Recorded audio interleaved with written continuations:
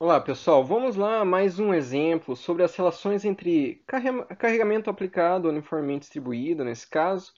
Eu tenho também esforço cortante e momento. Aqui estão as relações que eu estou trabalhando com vocês e mostrando como utilizá-las. Esse exemplo, primeira coisa, não, um exemplo que não é numérico, né, literal. E eu deixei aqui, em vez de fazer só uma viga apoiada, como foi anteriormente, deixei dois balanços aqui que fica bem claro um ponto que o pessoal tem bastante dúvida. Então, aqui que a gente vai começar, a gente vai fazer o gráfico de cortante, o gráfico de momento, e vamos mostrar como que todas essas relações ajudam demais a entender se o teu gráfico está correto ou não. Primeira coisa, ó, notem que é uma viga biapoiada, simétrica, portanto, o que que eu tenho, já que eu tenho um carregamento aqui Q e eu tenho um vão de 4L mais 2L, 6L, então eu tenho ao todo Q vezes 6Ls, ou seja, QL vezes 6. Então, ó, o que vai acontecer? Vai vir metade para esse apoio, metade para esse apoio. Então, ó, aqui está indo Q, 3QL e aqui 3QL. Então, essa daqui é a nossa reação. Então, tá. Eu anotei aqui, eu coloquei aqui linhas auxiliares, que é o seguinte, no início, no apoio, no centro, apoio e fim. Então, ó, vamos começar pelo gráfico de cortante. Então, notem que ao iniciar aqui eu não tenho nenhum carregamento. Eu vou colocar positivo para cá, negativo para baixo. Então, ó, daí eu começo a ter carregamento, esse carregamento meu distribuído. Então, ó, o que geralmente eu faço é o seguinte, eu até escondo o resto da viga e vou analisando isso daqui como se fosse fazendo cortes, né? Então, o que acontece? Logo antes de chegar no meu apoio, eu tenho esse carregamento Q atuando sobre um comprimento L. E o que está acontecendo? Ele está para baixo, ou seja, negativo. Então, eu vou marcar aqui o Q? Eu vou marcar QL. Então, isso aqui é logo antes de chegar ao apoio. Então, cheguei no apoio, o apoio tem um carregamento concentrado. Isso aqui vai ser uma quebra no nosso gráfico de cortante. Então, de QL, ele vai ter que subir 3 QL. Então, ele vai QL negativo mais 2. Então, aqui eu vou colocar 2 QL. Ou seja, essa quebra ao todo foi de 3QL. Então, isso aqui eu já posso colocar aqui uma reta. Veja que ao longo do comprimento ele foi alterando o meu cortante. E daí depois, o que aconteceu? Aqui no apoio teve essa quebra. Vamos chegar até o centro aqui e ver o que aconteceu. Ó, a hora que eu chego no centro, eu estou com 2QL acumulado ali, né? A hora que eu chego no centro, tenho aqui 2L, a metade desse 4L, vezes Q. Ou seja, aqui eu vou chegar em zero. Uma vez que esse carregamento meu aqui, ele é o mesmo ao longo de todo o comprimento da minha viga, veja que eu posso pegar unir isso daqui e já plotar para você como é que vai ser a continuação disso daqui. Veja que uma vez que eu fiz uma reta, o que vai acontecer aqui? Isso daqui vai ser 2QL. Daí, o que aconteceu? Se você vai pensando, né, como um corte, ó, cheguei logo antes, eu estou com 2QL. Opa, chegou o apoio vai ser uma quebra nesse meu gráfico de cortante. Ele vai subir de 3QL. Eu já tinha 2QL ali, vou subir aqui 3QL, vai me dar os 3QL de diferença. E notem que daqui até aqui eu posso fechar. Olha, vamos dar uma olhada numa coisa que eu já acho bem interessante, que é o seguinte, né? Eu estou falando aqui, ó, a inclinação do meu gráfico de cortante é igual ao carregamento distribuído. Meu carregamento distribuído, primeiro, ele é negativo. Se ele é negativo, e aqui eu estou considerando que para cima é positivo o meu eixo Y, portanto, a minha rotação positiva é assim. Ou seja, todos os meus gráficos, uma vez que ele está atuando em toda a minha viga, eles vão ter que ter a inclinação para baixo. Então, ó, veja, esse está para baixo, esse está para baixo, esse está para baixo. Perfeito, isso aqui é o sinal. Outra coisa, vamos ver qual que é a inclinação. Ó. Uma vez que eu tenho aqui um comprimento L e aqui eu tenho um cateto oposto, que é QL, então QL sobre L vai dar Q. Isso daqui é o Q, é a tangente. Se eu aproximar a tangente pelo ângulo, o que, que acontece? Eu vou ter o Q. Mesma coisa aqui, ó. Tem que ser o mesmo, né? Porque isso aqui é válido ao longo de todo o comprimento. Então, eu tenho 2QL, só que aqui o comprimento é de 2L. Portanto, aqui a minha inclinação também é de Q. Veja que essa reta, ela está paralela a essa, que está paralela a essa. Por quê?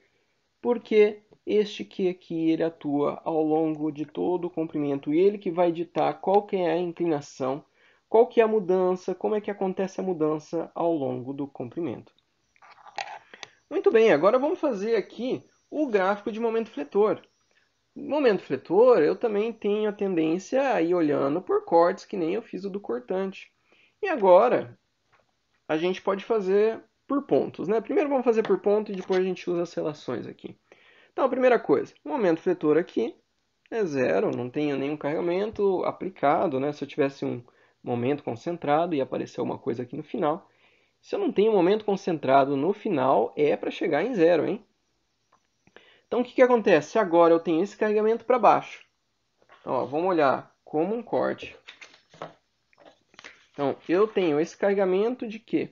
Que ele vai aumentando, aumentando, aumentando, até chegar nesse ponto aqui que eu quero pegar e plotar com vocês qual que é o meu momento, tá? Então, aqui o que acontece? Esse carregamento está todo para baixo. Eu poderia simplificar e falar, olha, eu vou considerar que todo esse carregamento uniforme é como se fosse uma carga concentrada aqui no centro. O que seria essa carga concentrada? Q vezes o comprimento L. Momento, eu preciso ainda do braço de alavanca, né? Então, vou deixar anotado aqui. Então, ó, seria Q vezes L. Agora, eu ainda preciso do braço de alavanca. Qual que é o braço de alavanca até o meu apoio? L sobre 2. Então, qual que é o momento aqui? Ele é QL vezes L sobre 2. Então, QL ao quadrado sobre 2. Provavelmente você está perguntando por que você pegou e plotou isso aqui para cima, né? Então, ó, lembrando, momento eu ploto negativo para cima, positivo para baixo. E olha só, a nossa convenção é que momento positivo é aquele que traciona as fibras inferiores. Veja bem, a hora que eu tenho esse meu carregamento, então aqui eu estou fazendo o meu modelo da minha viga, né? Então, ó, aqui onde está a minha mão, está como se fosse o apoio. A hora que eu tenho esse carregamento atuando de cima para baixo, ele traciona as fibras superiores e não as fibras inferiores. Por isso é que eu venho aqui e ploto ele para cima, negativo.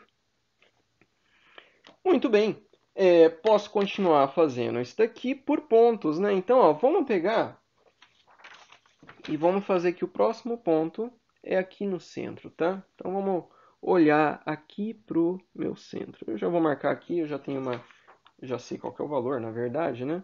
Mas, ó, o que eu falei para vocês? Eu falei que se você quer saber o momento, você pode pegar e fazer a área do teu cortante. Então, vamos fazer isso aqui, ó. Então, eu quero saber. Então, aqui está passando a ser o meu XB. XA eu vou colocar aqui no começo. Tem um porquê do XA ser aqui no começo, porque ele é zero, então não preciso ficar calculando. Então, ó, momento em XB menos momento em XA é igual à área entre XA e XB do meu cortante. Então, vamos fazer essas áreas, né? Ó, começar por esse triângulo aqui. Então, ó, esse triângulo, primeiro é um triângulo negativo, né? Eu vou até colocar aqui, fazer isso aqui uma vez só, tá? Mas, ó, aqui eu tenho QL e aqui eu tenho L. Esse triângulo, tô com pouco espaço aqui, mas, ó, vamos puxar a folha um pouquinho para o lado. Então, ó, o outro triângulo que eu tenho é o que? O triângulo para cima com 2QL e comprimento L. Isso daqui, positivo, né? Então, ó, veja aqui o que vai acontecer. Eu vou ter aqui, bom, momento em XA é zero. Então, o que vai sair? É o momento em XB. Isso daqui é igual QL vezes L. Então, QL vezes L dividido por 2, área do triângulo. Opa, isso daqui é negativo. Não esqueça aqui do sinal negativo. Mais 2QL vezes L, então quadrado, dividido por 2. Isso daqui vai dar para mim 3QL ao quadrado sobre 2, ou também eu posso colocar aqui simplesmente 1,5 QL ao quadrado. Tá? Então é exatamente. Bom, um detalhe aqui que eu preciso mencionar. Opa, eu fiz um erro aqui. Ó. Isso aqui é 2L, ou seja, aqui eu vou ter vezes 2 aqui. Por isso não estava fazendo sentido. Agora está certo. Ó, então, esse valor do meu momento é 1,5 QL ao quadrado. Então, ó, primeira coisa, eu vou conferir esse valor. Lembra que eu tinha falado para vocês, olha, se você pegar e quiser saber o momento na sua viga biapoiada, eu falei isso aqui para vocês, ó. Momento na tua viga biapoiada, você tem um carregamento distribuído. O momento no centro, então vamos colocar aqui, ó, no centro, é igual a QL ao quadrado sobre 8, né? Dá para usar isso aqui também. Mas ó, vamos calcular QL ao quadrado sobre 8. Então, vou ter aqui o carregamento realmente aqui. Daqui até aqui, na verdade, o que eu vou ter? Eu vou ter um vão aqui de 4L. Então, 4L ao quadrado sobre 8. Então, isso daqui vai dar 16, 4 vezes 4, 16, QL sobre 8. Ou seja, isso daqui dá 2QL.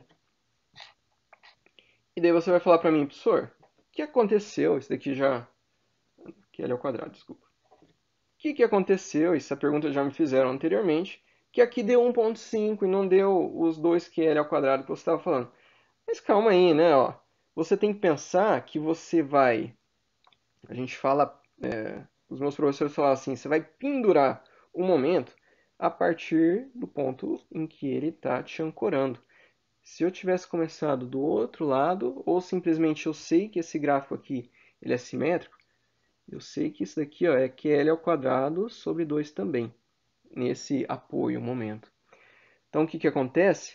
Se eu pegar, juntar estes dois pontos, ó, alinhar eles aqui, ó, vou passar uma linha fictícia aqui,